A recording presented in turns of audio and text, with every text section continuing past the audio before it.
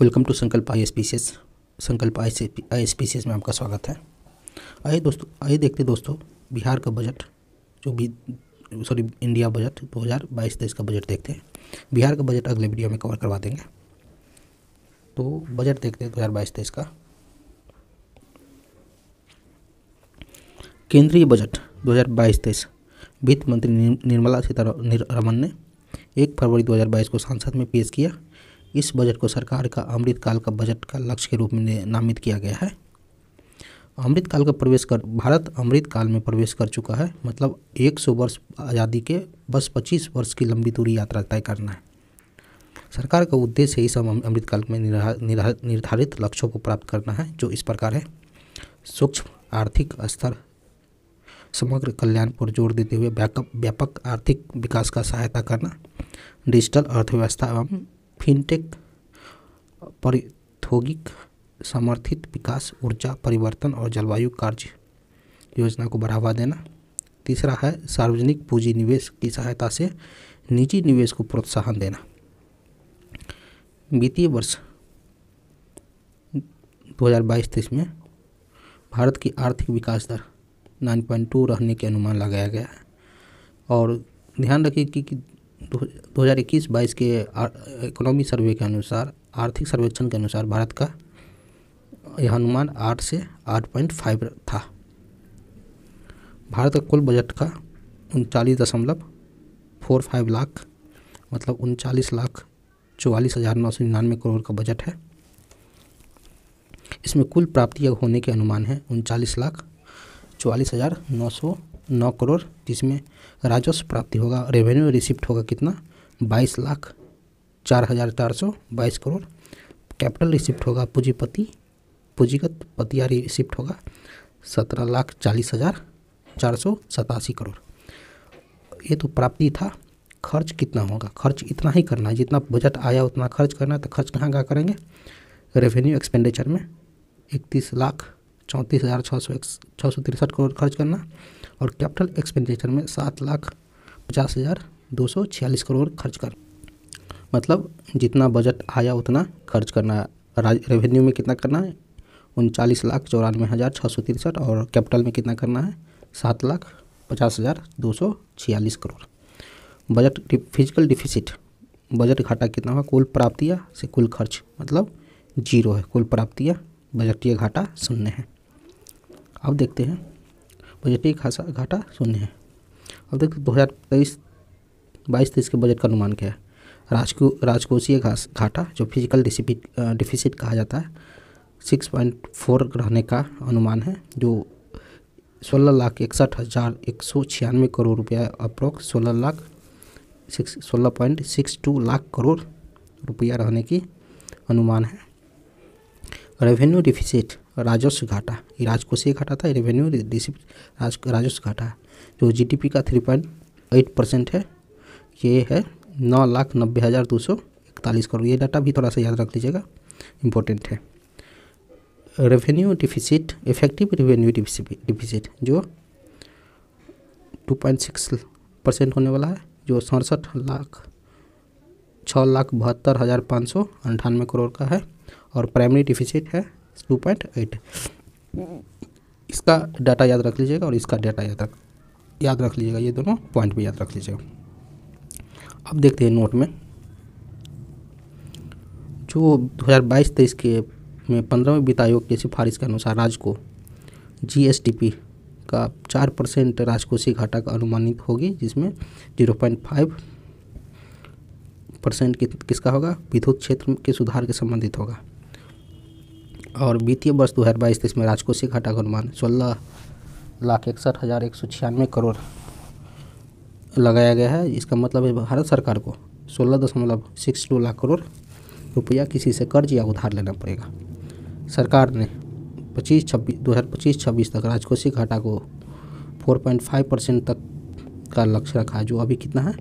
6.4%। 2025-26 तक 4.5% तक का लक्ष्य रखा है।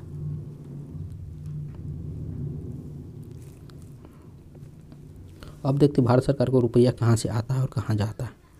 तो रुपया कम फ्रॉम पहले आता है 22-23 में सबसे ज़्यादा आता है उधार और देनदारी से, जीएसटी से 16% आता है, कॉरपोरेशन टैक्स से 15% आता है, इनकम टैक्स से 15% आता है और केंद्रीय उत्पाद शुल्क से 7% रुपया आता है।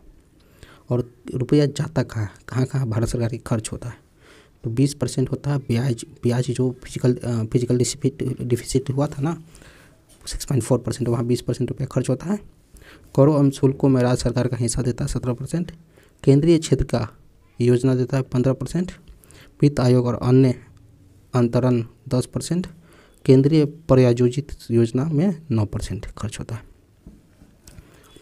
आत्मनिर्भर भारत के दृष्टिकोण से प्राप्त करने के लिए सरकार PLI production link incentive scheme जो 14 सेक्टरों के लिए स्कीम लॉन्च किया गया है।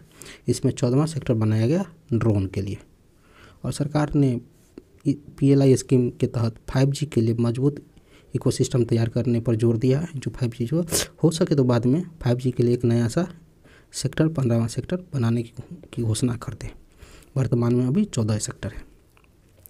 बजट 2022-23 में PIL के 14 सेक्टरों में से एक sector high efficiency solar PV model पर 19,500 करोड़ रुपया आवंटित करने की घोषणा की है। इसके तहत भारत 2030 तक 280 गीगावाट सौर ऊर्जा का लक्ष्य प्राप्त करेगा। और एक नोट में देख लेते हैं, जो COP26 हुआ था, प्रधानमंत्री ने वर्ष 2030 में तक 500 गीगावाट अक्षय ऊर्जा प्राप्त करने का लक्ष्य रखा था, जिसमें से सिर्फ सौर ऊर्जा से 280 गीगावाट प्राप्त करना था। सरकार ने इन 14 सेक्टरों में 60 लाख नई नौकरियां सृजित करने का लक्ष्य रखी। और सरकार अगले 25 साल भारत एट 100 के अमृत काल में प्रवेश करते हुए बजट 2022-23 में 4 प्राथमिकताएं विकास के लिए निर्धारित की है। जिसमें पहला है समावेशी विकास, PM गति शक्ति, उत्पाद में वृद्धि एवं निवेश, उदीयमान अवसर, ऊर्जा परिवर्तन और जलवायु कार्य योजना और निवेशों का वित्त पोषण। 4 गो प्राथमिकता सेक्टर बनाया गया है, इसमें विकास होगा। पहला देखते केंद्रीय बजट को टू द पॉइंट देखते हैं।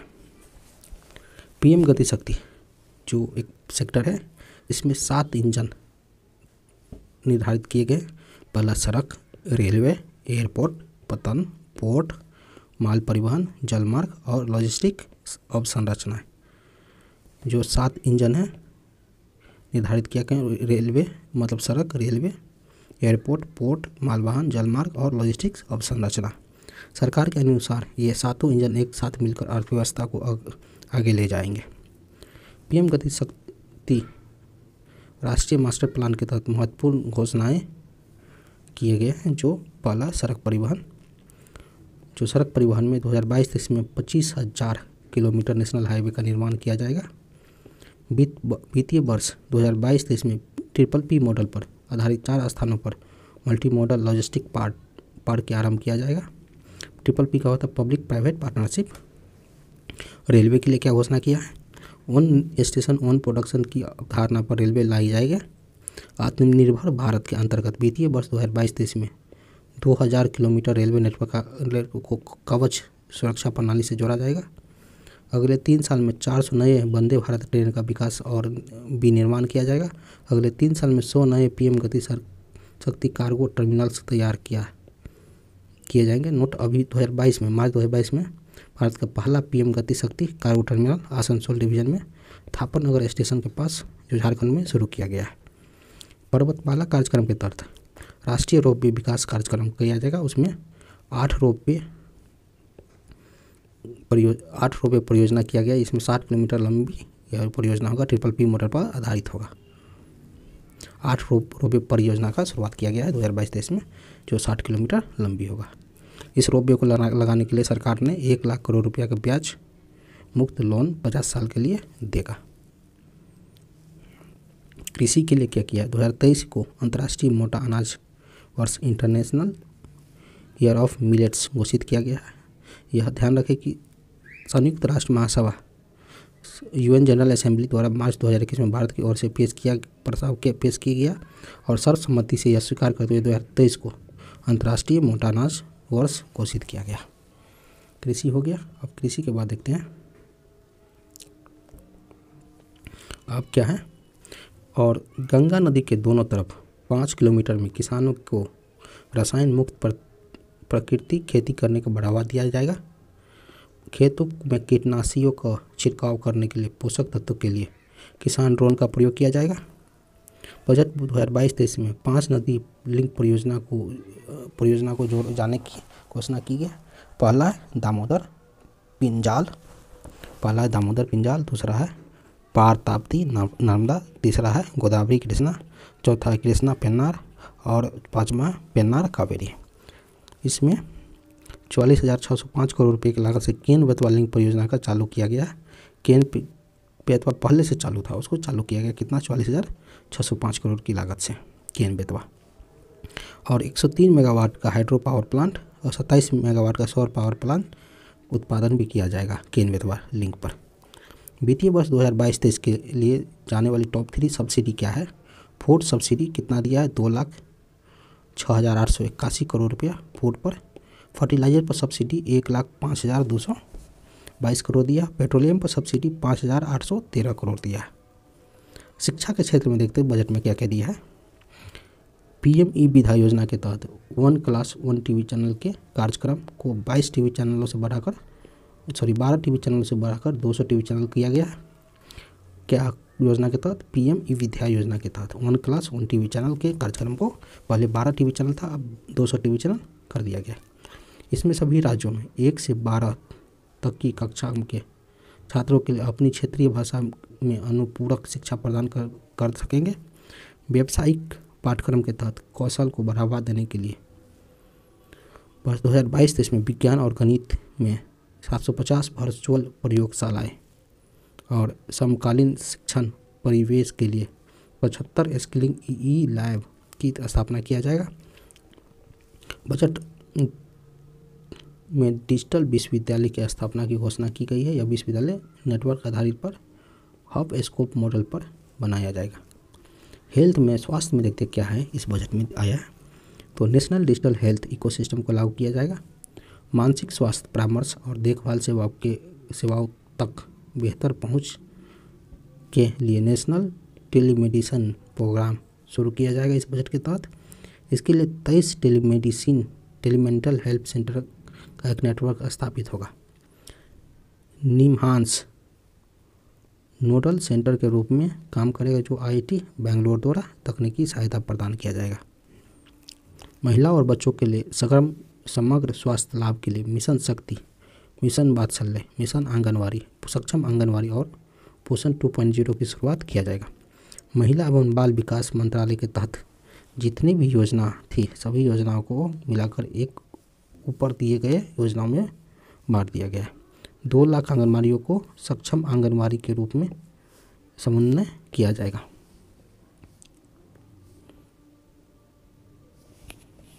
केंद्रीय बजट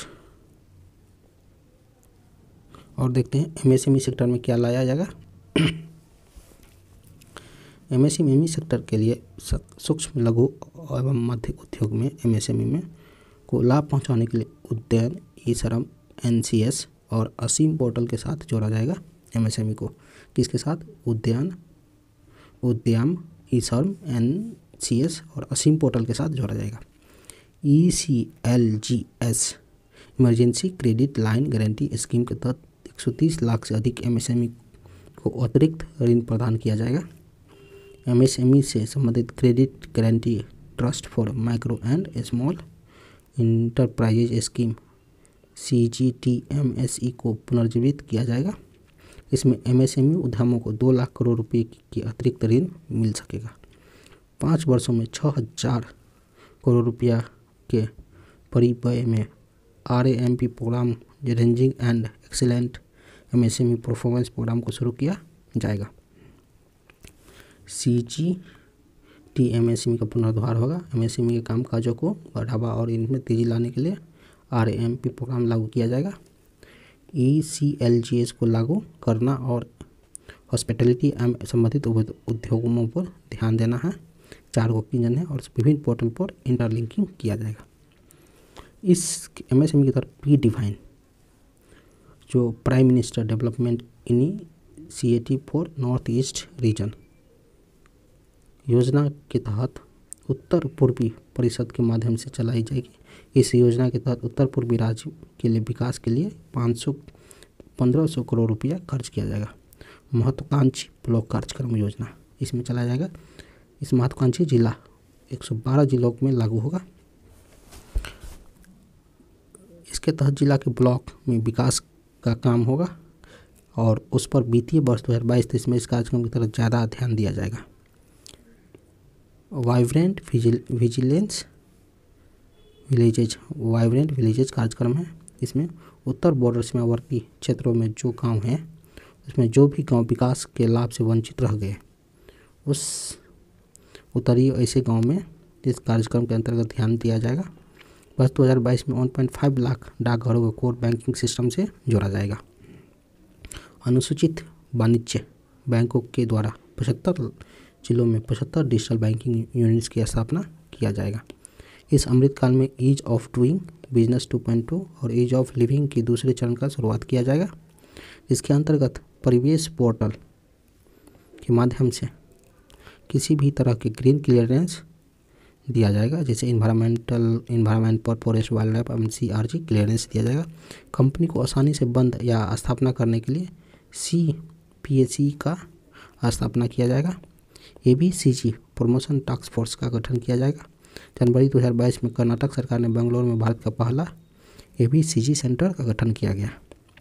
वित्तीय वर्ष 2022-23 में एम्बेडेड चिप आधारित ई-पासपोर्ट जारी किया जाएगा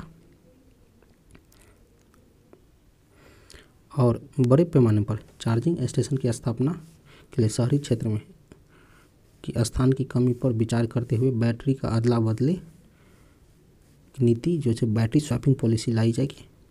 भू दस्तावेजों को IT आधारित प्रबंधन हेतु unique land parcel identification number अपनाने के लिए प्रोत्साहित किया जाएगा। दूर दराज के क्षेत्रों सहित सभी ग्राम में ऑप्टिकल फाइबर बिछाने का लक्ष्य 2025 तक रखा गया है। वित्तीय वर्ष 2022-23 में हर घर नल जल के तहत 3.8 करोड़ परिवारों को कवर किया जाएगा। अभी तक 8.7 करोड़ परिवार कवर हो चुके हैं। 2022-23 में PM आवास योजना के तहत ग्रामीण और शहरी में 80 लाख मकान बनाए जाएंगे। वित्तीय वर्ष 2022-23 में RBI के द्वारा डिजिटल रुपये लाने की घोषणा वित्त मंत्री ने की है। अब ताप विद्युत संयंत्र में 5% से 7% हिस्सा बायोमास के रूप में जलाया जाएगा, जिसमें प्रति वर्ष 38 MMT CO2 की बचत होगा। उद्योग के लिए कोल गैसिफिकेशन तथा कोयले को रसायन में परिवर्तन करने हेतु 4 प्राइवेट परियोजनाएं स्थापित की जाएगी। वित्त वर्ष 2022-23 में हरित संरचना के लिए संसाधनों को जुटाने के हेतु सॉवरेन ग्रीन बॉन्ड जारी किया जाएगा। वर्ष 2022-23 में समिति और कंपनी दोनों में समानता लाने के लिए टैक्स की दर 18.5 से घटाकर 15% कर दिया गया। पहले सहकारी गठन और समितियों में 18.5% टैक्स देती थी और कंपनियां 5% देती थी। नागरिकों को कौशल प्रदान करने के साथ साथ आजीविका हेतु digital ecosystem for skilling and livelihood जो डेस्क स्टॉक पोर्टल का निर्माण किया जाएगा।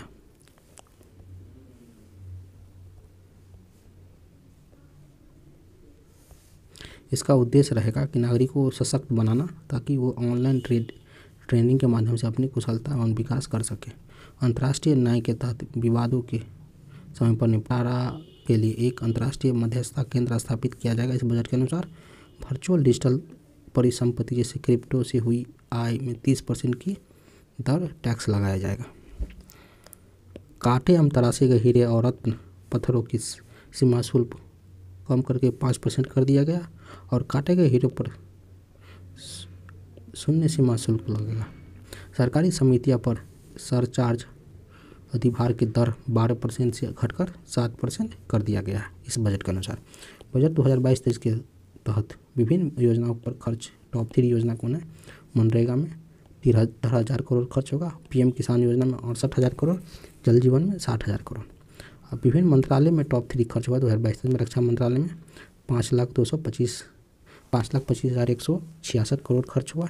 उपभोक्ता मामले और खाद्य एवं सार्वजनिक वितरण मंत्रालय में 2,17,684 करोड़ खर्च हुआ। और सड़क परिवहन मंत्रालय में राजमार्ग मंत्रालय में 1,99,108 करोड़ रुपया खर्च हुआ। ये था बिहार का बजट दोस्तों। अब अगला वीडियो में हम इकोनॉमी सर्वे लेकर आएंगे, तो वीडियो को पूरा देखिएगा, 1-2 बार देखिएगा, याद हो जाएगा।